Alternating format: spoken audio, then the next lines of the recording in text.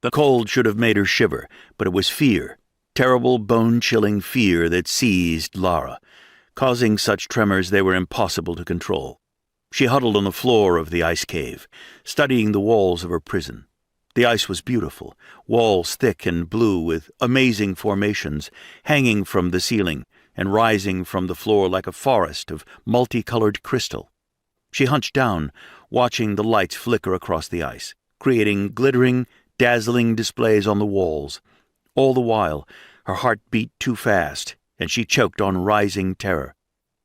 A soft whisper in her mind helped to steady her, to keep her centered and calm when she wanted to curl up in a ball and cry. She was 8 years old now, today.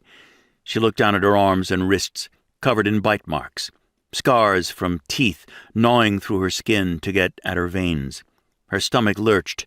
Today was the last day anyone would tear at her flesh and drink her blood. Today she would escape. I am so scared. Even in her mind, using telepathic communication, her voice trembled. At once, she felt warmth in her mind.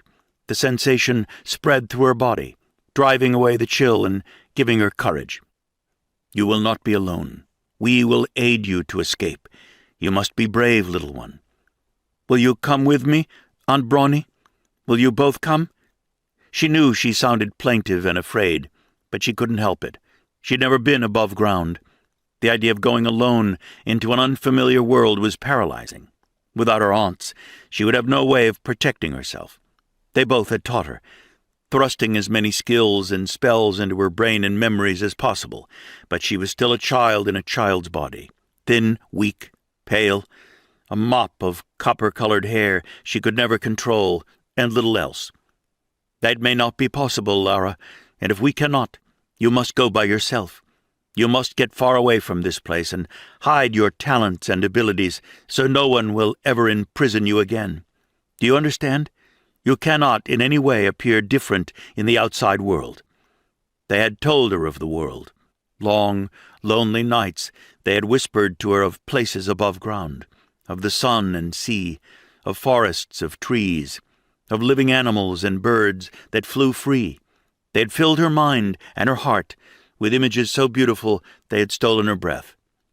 Why must I hide my gifts in the world outside? Lara shivered again, running her hands up and down her body in an effort to warm herself. It wasn't the temperature of the ice cave. She could control her body temperature when she remembered to think about it. But the idea of leaving was nearly as terrifying as the idea of staying.